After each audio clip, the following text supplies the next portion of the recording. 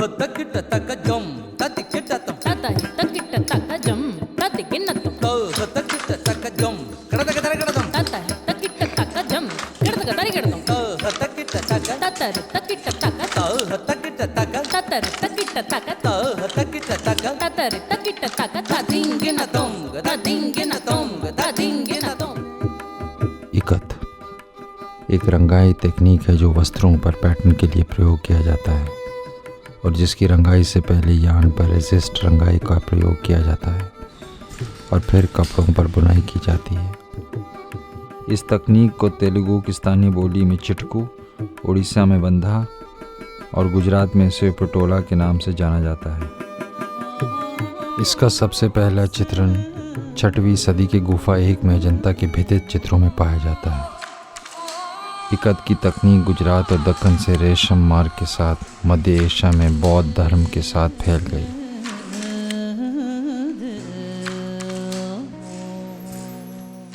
मध्य Asia की अति सुंदर और बोल्ड इकत कपड़े अतलस के रूप में जाने जाते हैं और फारसी और उर्दू कविता में इसका बेशकीमती कपड़े के रूप में उल्लेख किया गया है।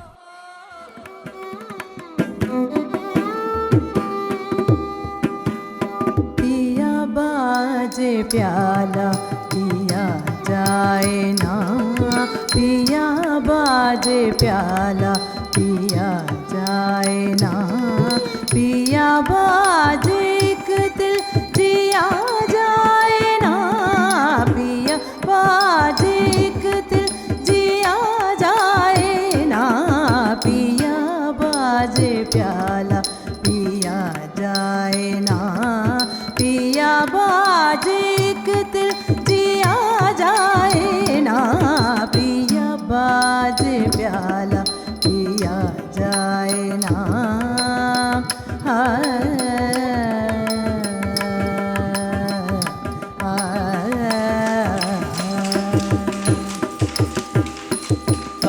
తకిట తకజం తతికిటతం తకిట తకజం తతికిన్నతం తకిట తకజం కడదగదరగడదం తకిట తకజం కడదగదరగడదం తకిట తక తతరు తకిట తక తకిట తక తతరు తకిట తక తకిట తక తతరు తకిట తక తదింగినతం తదింగినతం తదింగినతం।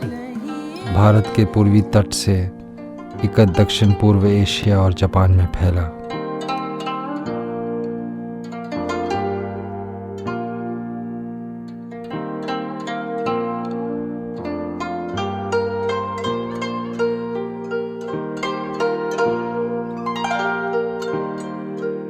इसने अफ्रीका और दक्षिण अमेरिका के कुछ हिस्सों में भी अपना रास्ता बनाया। डबल इक्कत ताने और बाने के धागों को कपड़े में बुने जाने से पहले बांध कर रंगा जाता है,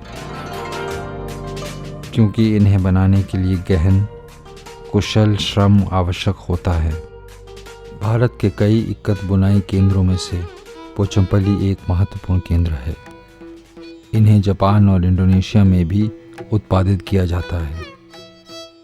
पाटन गुजरात में डबल इक्कत या पटोला तकनीक सबसे अधिक विकसित हुई और ये एक उच्च मूल्यवान निर्यात वस्तु भी है।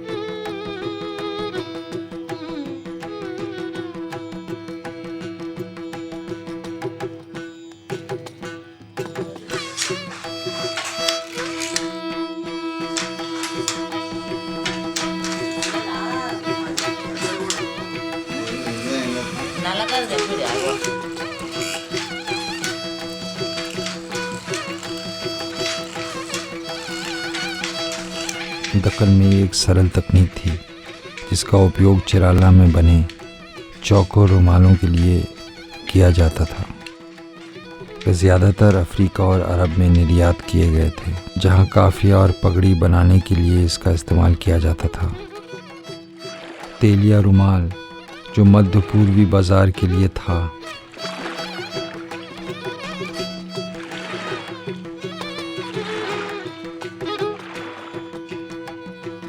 (1950) में अखिल भारतीय हस्तशिल्प बोर्ड की अध्यक्ष कमला देवी चट्टोपाध्याय ने तेलिया डिज़ाइनों को साड़ियों में अनुवादित करने के लिए बुनकरों को प्रोत्साहित किया। हैदराबाद के पास 3 या 4 बुनाई केंद्र उभरे जो कि रेशम और सूती धागों से साड़ी, लुंगी और ड्रेस मटेरियल की बुनाई करने लगे। अखिल भारतीय हस्तशिल्प बोर्ड द्वारा चिराला, पोचमपल्ली, पुट्टपक्का और कोयालागुडम को 20वीं शताब्दी के मध्य में नया जीवन दिया गया, जिसके परिणाम स्वरूप ये और आसपास के अन्य स्थानों को हैदराबाद इकत के नाम से जाना जाने लगा।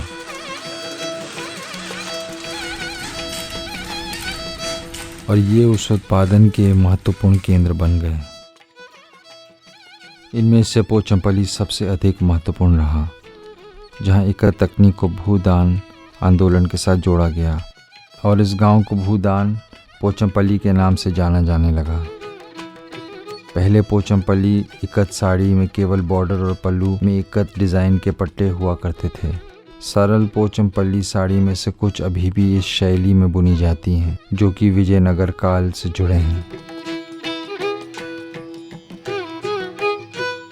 हमारा ये टाई एंड डाई का ये हमारा गांव में, पोचमपल्ली गांव में बिफोर 50 ईयर से हमारा गांव में ये ट्रेडिशन स्टार्ट हुआ था।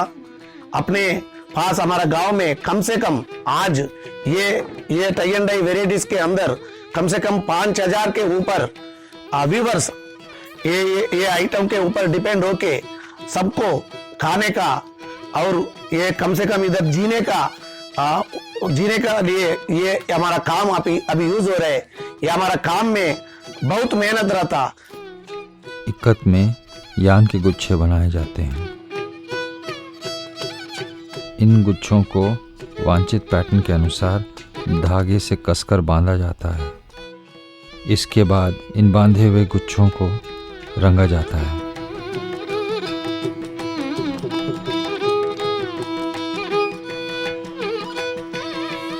बहुरंगी पैटर्न का निर्माण करने के लिए इस प्रक्रिया को कई बार दोहराया जाता है। चूँकि सतह के डिज़ाइन को कपड़े की बजाय यान में बनाया जाता है, इकत में कपड़े के दोनों तरफ एक से दिखाई देते हैं। जो बुनकर पोचमपल्ली साड़ी बनाते हैं, बुनाई के लिए एक विशेष तरीके का इस्तेमाल करते हैं। सबसे पहले ताना और बाना के लिए धागा चौथाई चक्र के रूप में वार्पिंग फ्रेम पर चढ़ाया जाता है। उसमें एक मजबूत खूंटा होता है जो एक लकड़ी के पटरे से जुड़ा होता है। ये लगभग 35 खूंटों के साथ जड़ा होता है। धागे को फिर इस पर खींचा जाता है और कई गुच्छों में विभाजित किया जाता है।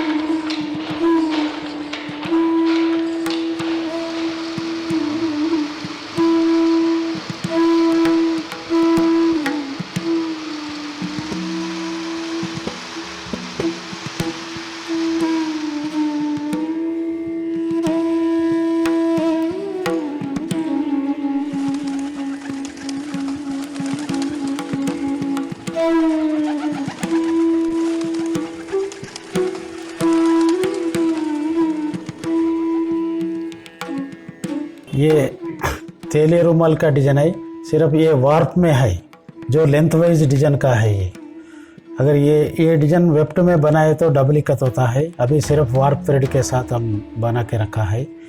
ये वेरी ट्रेडिशनल डिजाइन है। ये 100 ईयर्स ओल्ड पैटर्न है। इसका मल्लेपुव्वु मद्दिकाय बोलते। ये डिजाइन पुराना ज़माना में टर्बन के लिए इस्तेमाल करता था। ये नेचुरल डाई है, ब्लैक एंड मैरून। इसका पहले बहुत ओनली रुमाल बनाता था। अभी इसमें ये डिज़ाइन को हम कन्वर्ट किया है साड़ीज़ में, ड्रेस मटेरियल में और स्कार्फ एंड स्टोल्स एंड दुपट्टा। इसका मार्केट अभी अच्छा है। ये 1980 में पपुल जयकर के साथ हम काम किया था फेस्टिवल ऑफ इंडिया के लिए। बाद में इसका सबको मालूम हो गया ये तेली रुमाल ये पुटपाका में बनता है बोल के। जब तक इसका कोई पूछने वाला नहीं था, लोकल मार्केट में के लिए रहता था।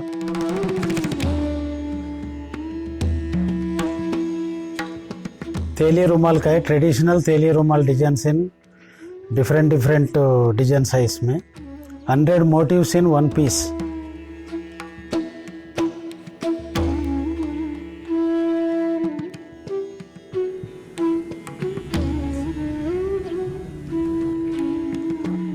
ये तेली रुमाल का यारन प्रोसेस ऑयल से होता है 21 डेज। बाद में हम डिजाइन बनाते। ये डबल इक्कत है, वार्प में डिजाइन, वेफ्ट में डिजाइन। ये पहले ज़माने में चीराला में होता था ऐसा सिमिलर डिजाइन। ऐसा ये तेली रुमाल को डबल इक्कत में बहुत डिजाइन्स बनाता था। बहुत मार्केटिंग, लोकल मार्केटिंग होता था। पहले ज़माने में अरब कंट्रीज़ के लिए एक्सपोर्ट होता था। विचारों और चुनावों के आधुनिकीकरण ने कारीगरों को आधुनिक रूपांकनों को बनाने के लिए प्रेरित किया है, जो अमूर्त, आधुनिकतावादी और ज्यामिति हैं और जो बेहद शानदार रंगों से सजे हैं। बुनाई से पहले असु प्रक्रिया पूर्ण की जाती है, जिसमें यान को एक मैनुअल वाइंडिंग से गुजरना होता है। ये प्रक्रिया प्रति साड़ी 5.5 घंटे तक लेती है और आमतौर पर इसे महिलाओं द्वारा किया जाता है, जो प्रत्येक साड़ी के लिए 9000 बार हाथों को आगे पीछे करती हैं, जो उन्हें अत्यंत शारीरिक तनाव से ग्रस्त करता है। 1999 में एक युवा बुनकर सी मलेशियम ने एक मशीन विकसित की जो स्वचालित रूप से असु की प्रक्रिया को पूरा करती है। इस प्रकार एक दशक पुरानी अनसुलझी समस्या के लिए एक तकनीकी समाधान विकसित हुआ, जिसने महिलाओं की परेशानी को दूर किया।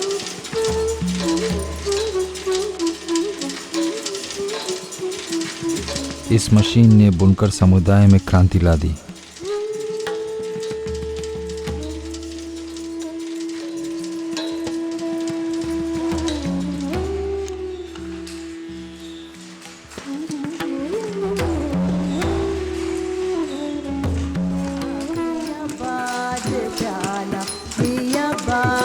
प्याला पिया बाजे प्याला पिया जाए ना। वस्त्र मंत्रालय भारत सरकार द्वारा स्थानीय बुनकरों के लिए एक हथकरघा पार्क बनाया गया है, जिसमें एक बुनाई, एक डिज़ाइन इकाई और एक छोटा संग्रहालय है।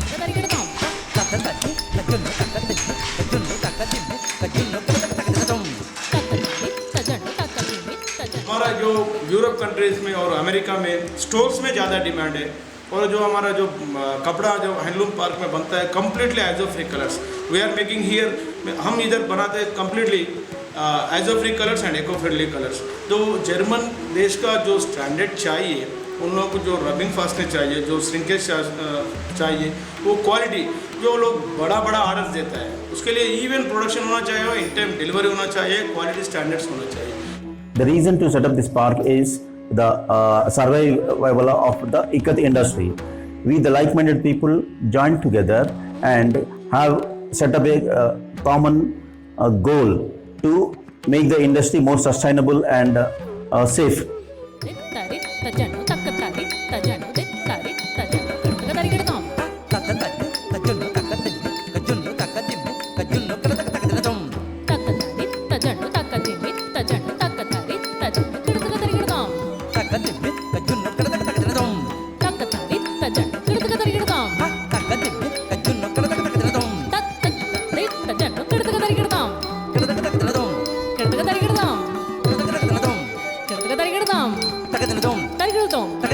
Tarigirdum.